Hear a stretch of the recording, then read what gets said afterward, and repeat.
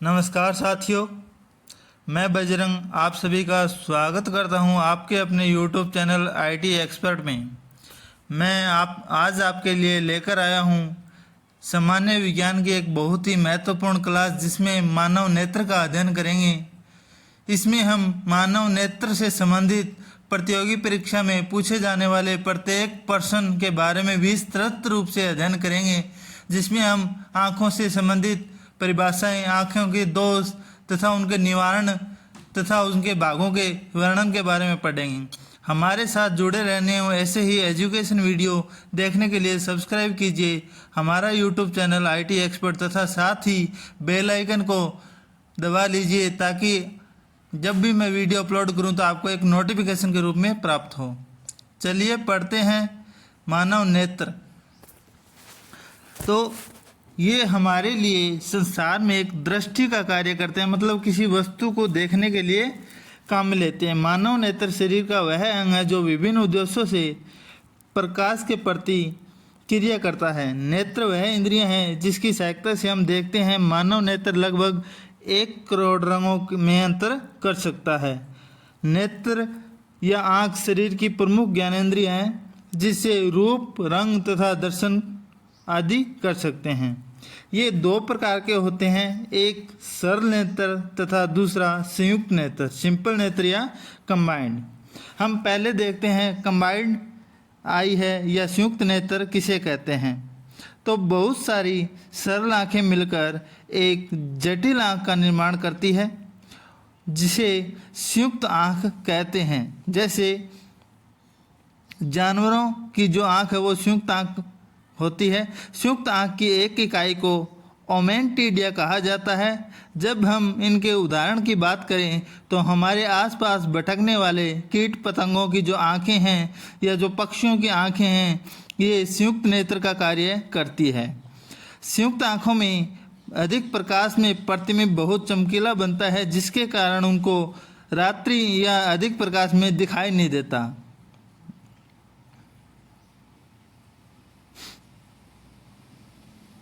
हम इसी का दूसरा पार्ट पढ़ने जा रहे हैं, सिंपल आई या सरल आँख। जो मनुष्य की जो आँख है वो एक सिंपल या सरल आँख का उदाहरण है। सरल आँखें नेत्रगोलक में स्थित होती है, जिसका व्यास 2.3 सेंटीमीटर होता है।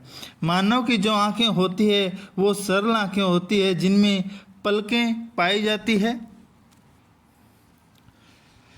मानव की ऊपरी पलक गतिशील होती है तथा निचली पलक स्थिर होती है।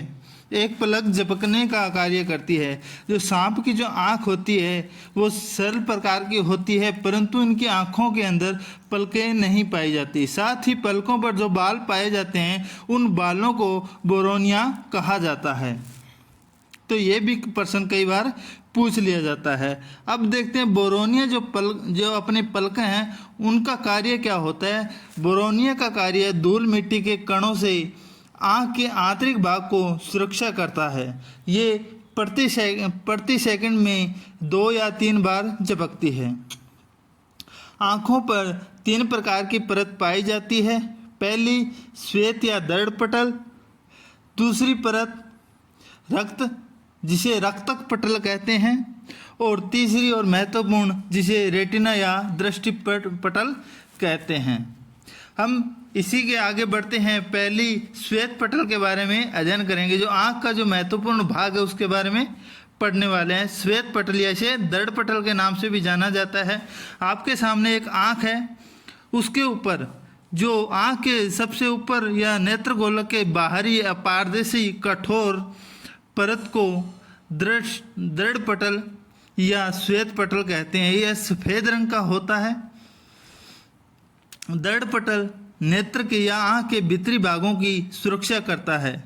इसके भीतरी पृष्ठ में लगी काले रंग की झिल्ली होती है, जिसे रक्तक पटल कहते हैं। श्वेत पटल के नीचे रक्तक पटल एक काले रंग की पट्टी होती है। श्वेत पटल आँख की सबसे बाहरी परत होती है।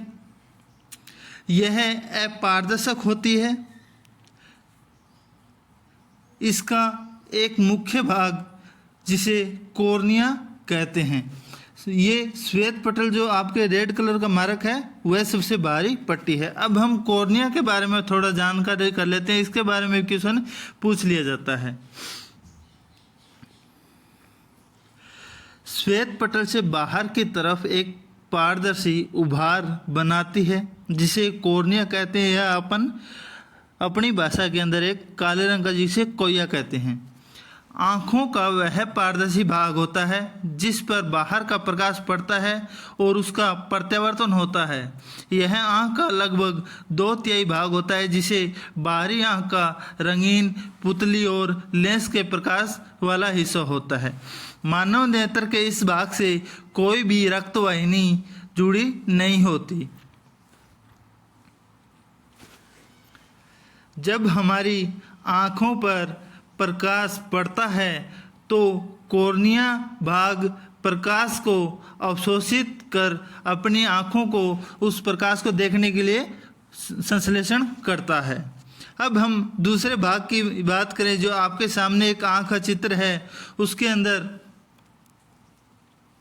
हम देखें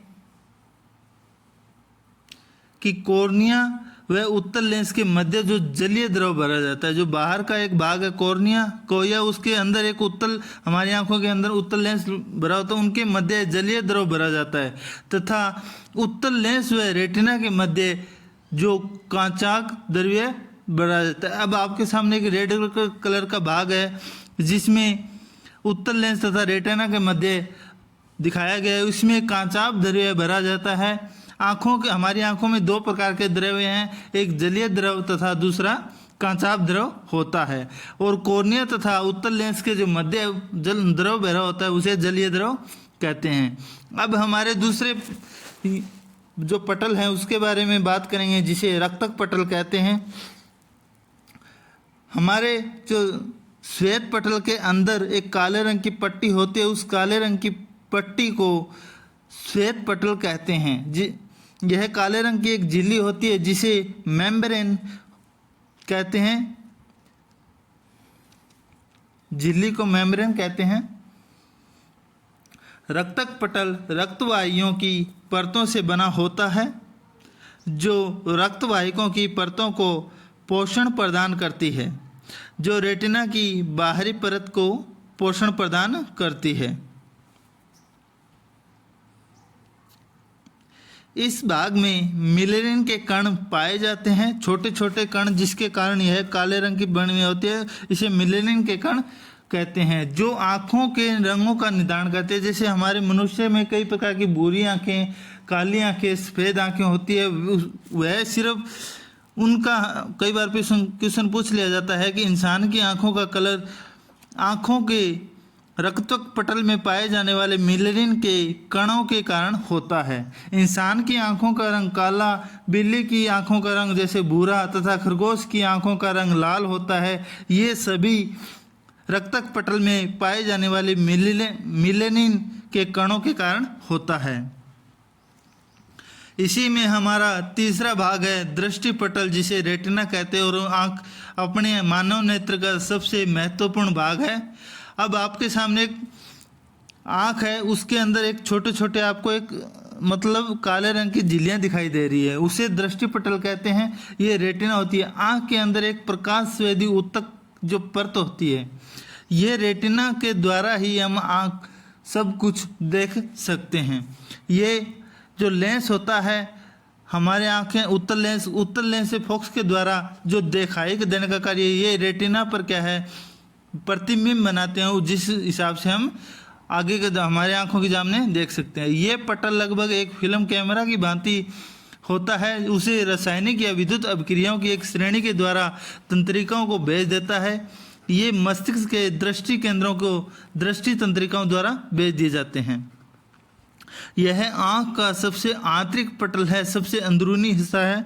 रेटिना पर हमेशा वास्तविक तथा उल्टा प्रतिबिंब बनता है। जैसे फोटो हम खींचते हैं सेम टू सेम वैसे के वैसे यह कार्य करता है।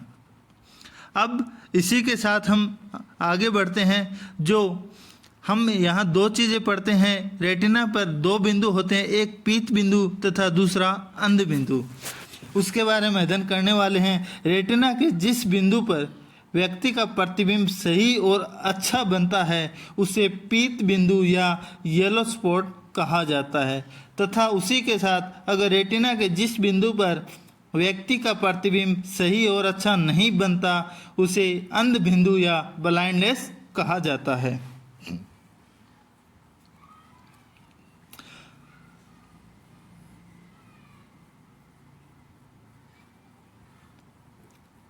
रेटिना पर दो प्रकार की कोशिकाएं पाई जाती है। उन कोशिकाओं के बारे में पढ़ लेते हैं।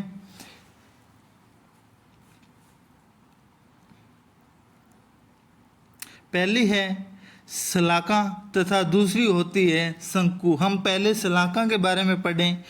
ये कोशिकाएं रात में या अंधेरे में कम प्रकाश में सक्रिय हो जाती है। इसमें एक रोडोप्सिन नाम का वर्णक पाया जाता है। यह एक बैंगनी लाल प्रोटीन होता है, बैंगनी तथा लाल रंग का, जिसे रेडोप्सिन या दृश्य बैंगनी कहा जाता है। इसमें एक विटामिन ए का यौगिक होता है जिसके आधार पे हमें ये वर्णक देख सकते हैं। अब हमारे एक नोट है, यहाँ से एक क्वेश्चन बनता है। रेडोप्सिन जीन में दोष के कारण रेटिनाइटिस पिगमेंटोसा और जन्मजात स्थिर रतौंधी रोग होते हैं। रतौंधी या जन्मजात जो स्थिर रोग होते हैं वो रेडोप्सिन जीन के कारण उत्पन्न होते हैं। अब रेडोप्सिन वर्णक का संश्लेषण विटामिन ए से होता है। उल्लू की आंखों में शलाका कोशिका पाई जाती है, जिसे कारण उल्लू रात्रि के समय सब कुछ दिखाई दे सकता है। ये शलाका कोशिका ये अंधेरे में सक्रिय होती है। एक व्यक्ति या कोई जानवर अगर अंधेरे में देख सकता है तो वह सिर्फ शलाका कोशिकाएं की वजह से देख सकता है। मानव शरीर के अंदर मानव की जो आंखें हैं उसमें शलाका तथा शंकु दोनों प्रकार की कोशिकाएं पाई जाती है। वहीं हम बात करें दूसरी कोशिका शंकु की, तो ये दिन के समय और अधिक प्रकाश में सक्रिय होती है, क्योंकि इसमें आयोडोप्सिन वर्णक पाया जाता है। आयोडोप्सिन वर्णक आयोडीन तथा ऑप्सिन से मिलकर बना होता है। आयोडोप्सिन वर्णक का संश्लेषण आयोडीन से होता है। मानव रात तथा दिन दोनों समय देख सकता है, क्योंकि मानव की आंखों की रेटिना में शलाका तथा शंकु दोनों प्रकार की कोशिकाएं पाई जाती है। उल्लू की आंखों में केवल और केवल शलाका कोशिकाएं पाई जाती है, जिसके कारण वह रात्रि में रात्रि में सब कुछ साफ साफ दिखाई देता है, लेकिन दिन में नहीं दिखाई देता। यहाँ ये ध्यान रखना, शलाका कोशिकाएं रेडोप्सिन तथा शंकु कोशिकाएं आयोडोप्सिन दो वर्णक से मिलकर बनता है।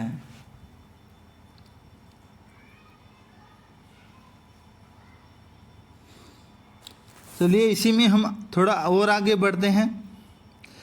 कुछ महत्वपूर्ण तथ्य के बारे में जान लेते हैं। मानव की आंखों में रेडोप्सिन वर्णक होता है, जो दिन के समय में रेटिनल प्लस ऑप्सिन के वर्णक में टूट जाता है, परंतु रात या अंधकार के समय में ये टूटे हुए वर्णक रेटिनल प्लस ऑप्सिन आपस में जुड़कर रेडोप्सिन बन जाते हैं। दिन में तो ये आयोडोप्सिन तथा रात्रि में रेडोप्सिन बनाते हैं।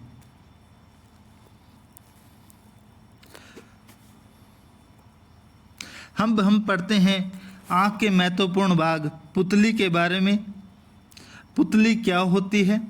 एक रेड कलर का मालक जो आपको आँख में दिखाई देता है वह पुतली है। यह कॉर्निया के पीछे स्थित होती है। इसे पुतली या नेत्र का तारा कहा जाता है। कई बार ये क्वेश्चन पहले पूछा जाता है भी नेत्र का तारा आँख के किस भाग को कहा जाता है। इससे आगे देखें, यह आंख पर प्रकाश पड़ने पर संवेदनशील को दर्शाती है।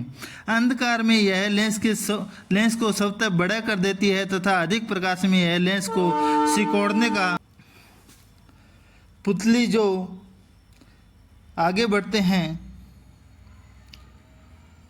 आंखों में जो हमेशा उत्तल लेंस या अभिनेत्र या क्रिस्टल लेंस पाया जाता है। कई बार अक्सर ये क्वेश्चन पूछा जाता है कि मानव शरीर की जो आंखों में कौन सा लेंस पाया जाता है, तो यह उत्तल लेंस कहलाता है।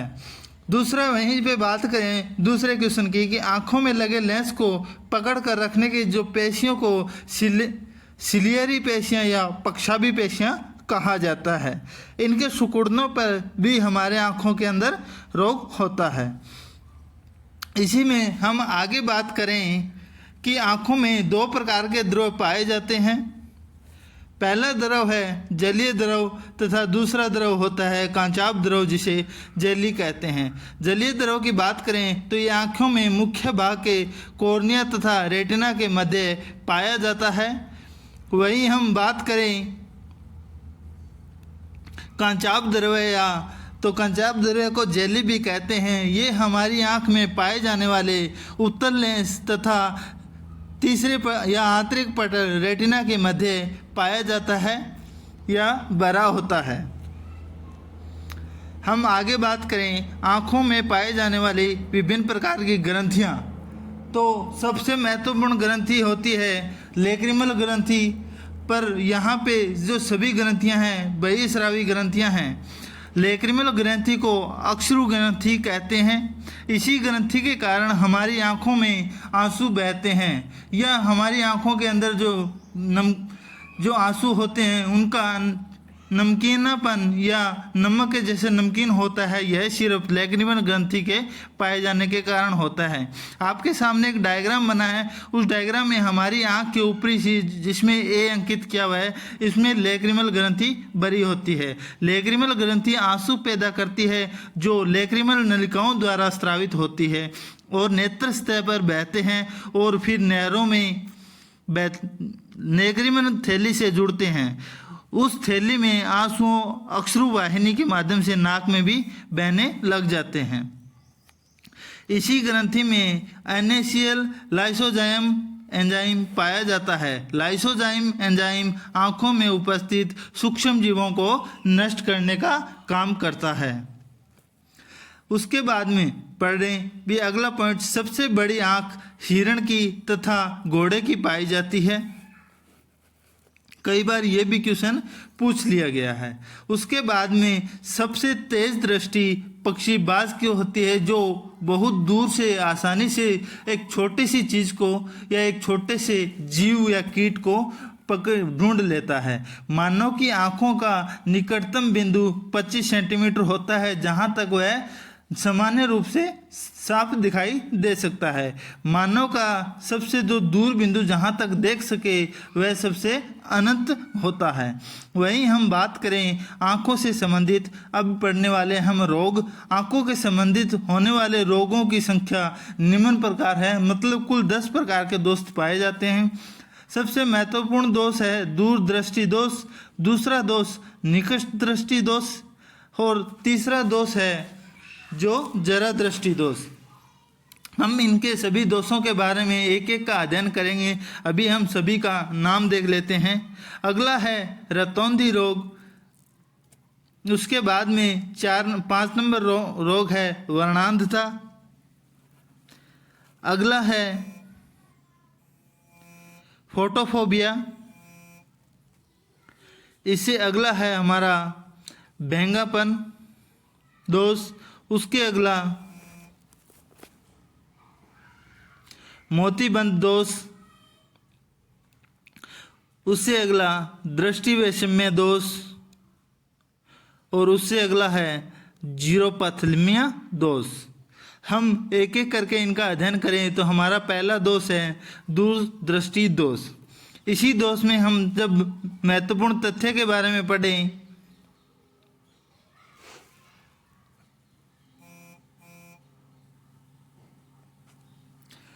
तो दूरदृष्टि दोष को हाइपरमेट्रोपिया के नाम से जाना जाता है। जब मनुष्य को दूर की वस्तुएं तो स्पष्ट दिखाई देती है परंतु पास की वस्तुएं स्पष्ट दिखाई नहीं देती, इसे दूरदृष्टि दोष कहा जाता है या हाइपरमेट्रोपिया कहा जाता है। इसका मुख्य कारण यह है कि आँखों में लगे लेंस से रेटिना की दूरी या जो लेंस और रेटिना के बीच की दूरी कम हो जाती है और अर्थात नेत्र के गोले की त्रिज्या कम हो जाती है, जिससे वस्तु का प्रतिबिंब रेटिना के पीछे बनता है। दूरदृष्टि दोष से पीड़ित व्यक्ति को नज़दीक की वस्तुएं साफ स्पष्ट देखने के लिए उत्तल लेंस का प्रयोग किया जाता है, जिससे लेंस की फोकस दूरी को बढ़ जाती है और व्यक्ति स्पष्ट दिखाई देख सकता है नज़दीक की वस्तुओं को। वहीं हम अब एक सिंपल से डायग्राम के आधार पे पढ़ें भी दो दूरदृष्टि दोष है। यहाँ पे निकट की जो वस्तु है इसका प्रतिबिंब आर पी बिंदु पर बना है, मतलब आर है रेटिना, रेटिना के पीछे बन रहा है। जब हमें एक उत्तल लेंस का और उपयोग करें चश्मा के माध्यम से तो वस्तु निकट जो वस्तु है उसका रेटिबिंब रेटिना पर सही बनता है, मतलब वस्तु थोड़ी आगे चली जाती है और जो देखने का प्रतिबिंब है वो हमारे आँखों पर सही पड़ता है। अगला ये कई बार क्वेश्चन पूछा था, तभी दूरदृष्टि दोष को दूर करने के लिए हमेशा उत्तल लेंस का उपयोग किया जाता है। अगला महत्वपूर्ण दोष है निकट दृष्टि दोष। इसे मायोपिया के नाम से जाना जाता है। जब मनुष्य को नज़दीक की वस्तुएं तो स्पष्ट दिखाई देती है परंतु दूर की वस्तुएं स्पष्ट दिखाई नहीं देती तो इसे निकट दृष्टि दोष कहते हैं।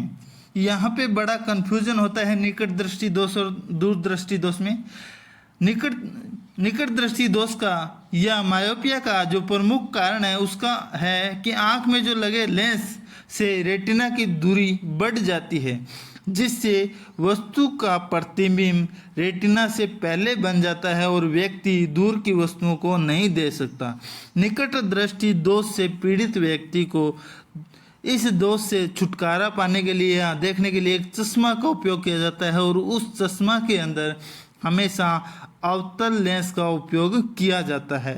अवतल लेंस के उपयोग से जो लेंस तथा रेटिना के बीच की दूरी है उसे जो बढ़ी हुई दूरी को घटा दिया जाता है, जिससे वस्तु का प्रतिबिंब फिक्स रेटिना पर पड़े। हमारे सामने अभी एक हम पढ़ें भी एक दो चित्र है, जिसमें पहले चित्र में बताया गया है कि देखते हैं वो चित्र कौन सा है। पहले जो चित्र में बताया गया है कि जो वस्तु का प्रतिबिंब रेटिना से पहले पी बिंदु आर से आर रेटिना उससे पहले बिंदु पी पर बनता है, मतलब रेटिना से पहले बन जाता है।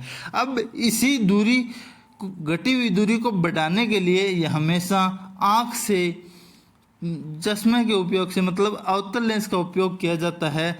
और एक दूसरा डायग्राम जिसमें अवतल लेंस लगाया गया है और यहाँ पे जो पी बिंदु है वो खिसक के रेटिना पर आ गया, जिससे व्यक्ति निकट की वो दूर की वस्तुओं को आसानी से देख सकता है। चलिए बढ़ते हैं तीसरे दोष जरा दृष्टि दोष के बारे में। व्यक्ति इसे प्रेस बायोपिया के नाम से या मेडिकल भाषा में प्रेस बायोपिया के नाम से जाना जाता है। एक व्यक्ति ना ही तो नज़दीक की वस्तु को तथा ना ही दूर की वस्तुओं को स्पष्ट देख सकता है, तो ऐसे दोष से ग्रसित व्यक्ति को जरा दृष्टि दोष ग्रसित व्यक्ति माना जाता है, जिसे ना तो नज़दीक की वस्तु साफ दिखाई देती ना स्पष्ट वस्तु दिखाई देती। इसका कारण यह होता है कि आँख में जो लगे लेंस से रेटिना के बीच की दूरी कभी तो बढ़ जाती है तथा कभी घट जाती है, जिससे बढ़ने तथा घटने के कारण व्यक्ति जो वस्तु का प्रतिबिंब कभी तो रेटिना से पहले बन जाता है तथा कभी रेटिना के पीछे बन जाता है, जिससे व्यक्ति दोनों दूर तथा नज़दीक की वस्तुओं को नहीं देख सकता।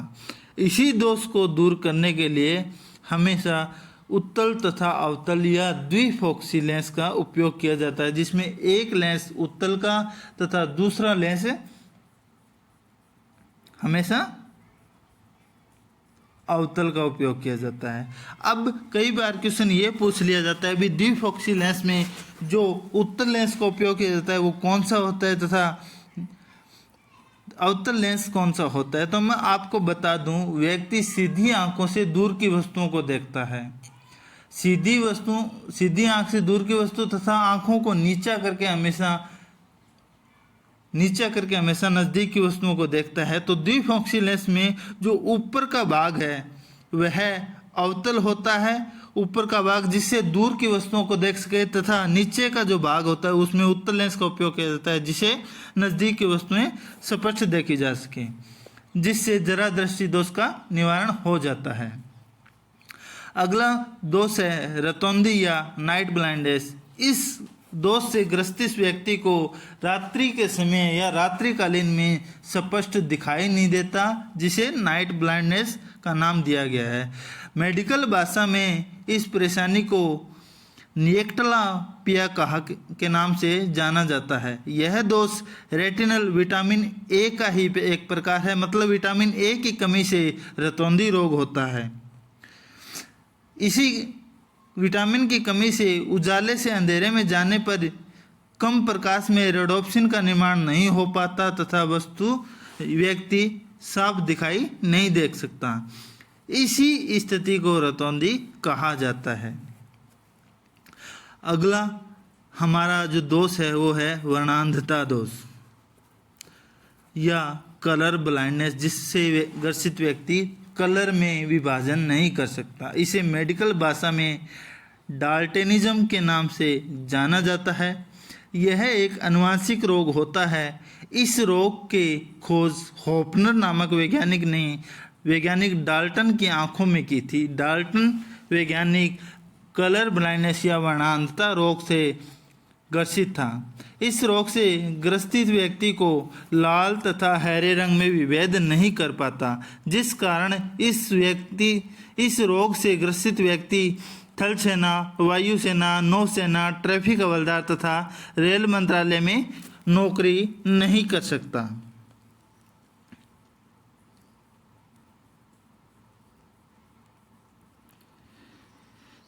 जिन पुरुषों में XY गुणसूत्र पाए जाते हैं वे स्वस्थ पुरुष होते हैं, एवं जिन महिलाओं में XX गुणसूत्र पाए जाते हैं वह स्वस्थ महिला होती है। यहाँ पे ये एक आनुवंशिक रोग होता है। यहाँ से एक क्वेश्चन पूछा जाता है भी आनुवंशिक रोग फैलता किस तरीके से, तो यह केवल महिलाओं के माध्यम से या इस रोग का फैलने का वाहक का कार्य महिलाएं करती है। रोगी पुरुष के X गुणसूत्र रंग दृष्टि के जीन पाए जाते हैं जिसे XCY कलर विजन कहते हैं। XCY जिसके गुणसूत्र हो वह कलर विजन होगा। वाहक महिला के एक गुणसूत्र X गुणसूत्र पर XCX रंग दृष्टि के जीन पाए जाते हैं एवं रोगी महिला के दोनों X गुणसूत्रों पर XCXC के जीन पाए जाते हैं। जो महिला वाहक मतलब जिसके थ्रू होने वाला है उसके गुणसूत्र XC तथा X होता है तथा एक रोगी महिला होगी उसके गुणसूत्र XCXC होते हैं। यह आंखों से संबंधित ऐसा रोग है जो ज़्यादातर महिलाओं के माध्यम से आगे बढ़ता है। अर्थात एक व्यक्ति इस रोग से ग्रसित है तो यह रोग उस व्यक्ति की जो पुत्री है उस पुत्री के बच्चों में आनुवंशिक रूप से यह जो रोग है ये ट्रांसफर हो जाता है।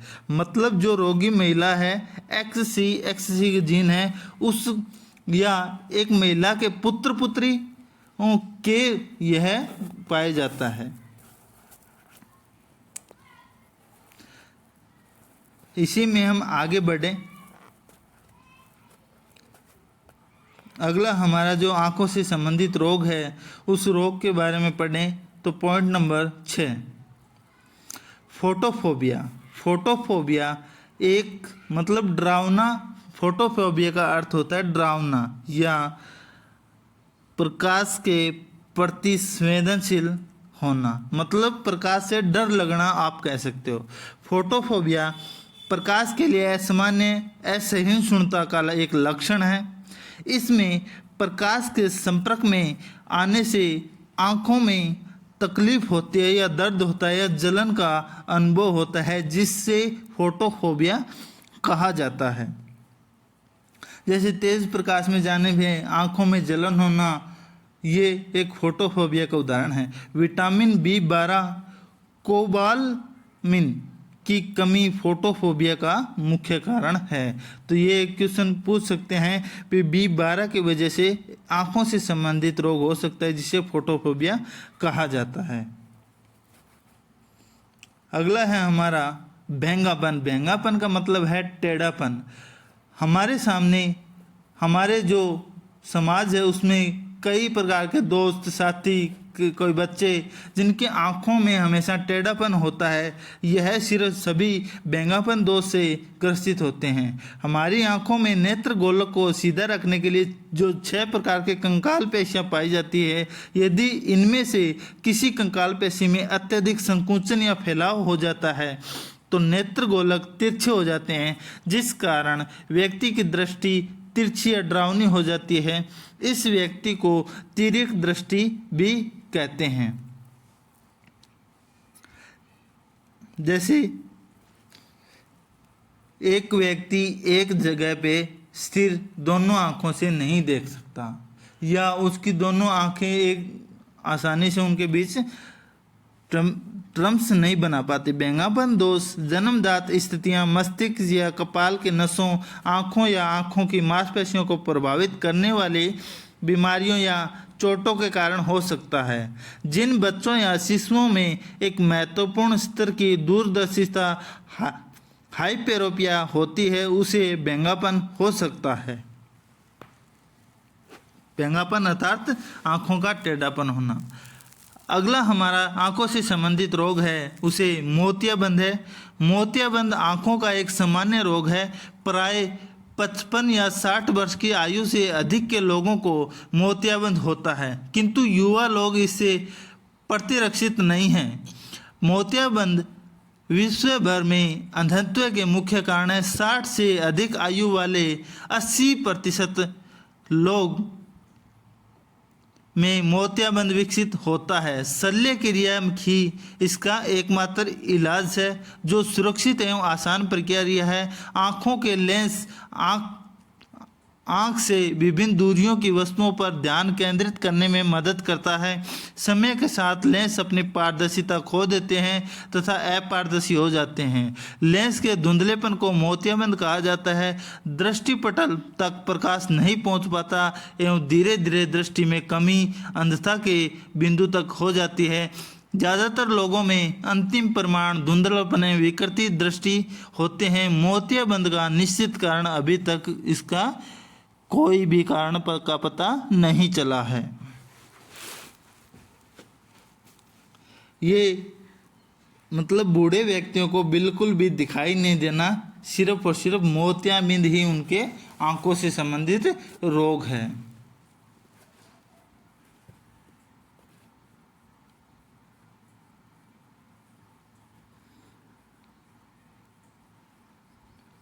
मोतियाबिंद उम्र बढ़ने के साथ पक्षाभी पेशियां ढीली पड़ जाती है, जिनके कारण लेंस चपटा हो जाता है, अपारदर्शी हो जाता है, जिसके कारण व्यक्ति को दिखाई नहीं देता है।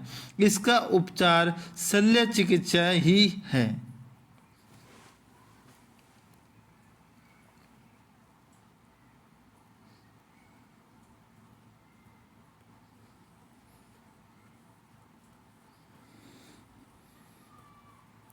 चलिए बढ़ते हैं अगले आंखों से संबंधित रोग के बारे में।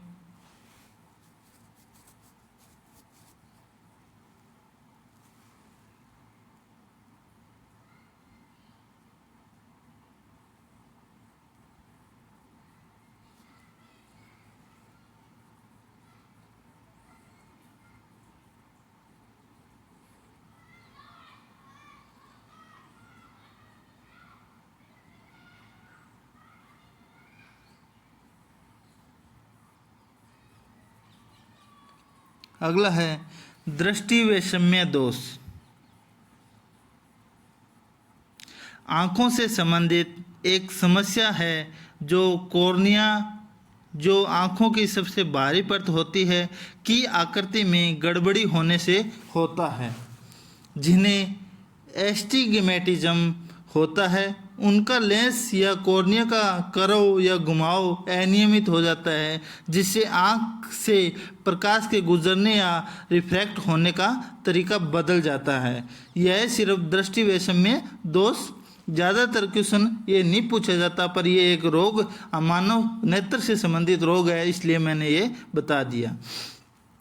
किसी भी कारण कॉर्निया की जो वक्रता बदल जाती है, जिसके कारण प्रकाश रेटिना के मैकुला लुटिया पर न गिरकर अन्य किसी स्थान पर गिर जाता है, जिसके कारण व्यक्ति ऊर्ध्वाधर तथा क्षैतिज पंक्तियों में विभेद नहीं कर सकता। यह सिर्फ दृष्टि वैषम्य दोष के कारण होता है। इस दोष को दूर करने के लिए हमेशा बेलनाकार लेंस का उपयोग किया जाता है।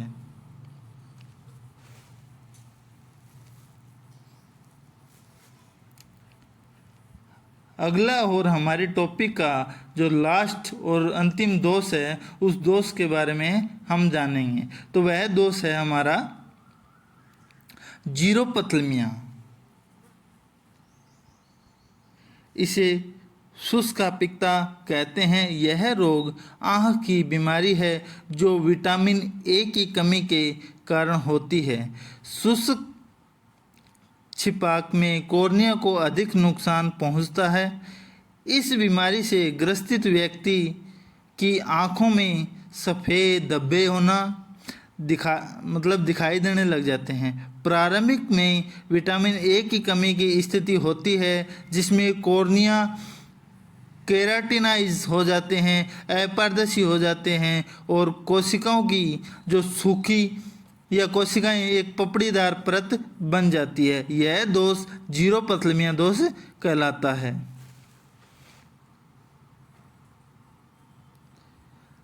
आज हमने मानव नेत्र से संबंधित प्रत्येक टॉपिक के बारे में पढ़ा है। आज की क्लास हमारी यहीं पूरी होती है। मेरी वीडियो को पूरा देखने के लिए आपका धन्यवाद। मिलते हैं हम हमारी अगली कक्षा के अंदर, जिसमें एक और महत्वपूर्ण टॉपिक के बारे में अध्ययन करेंगे। आज की क्लास इतनी ही, जिसमें मैं आपसे विदा चाहूँगा। धन्यवाद।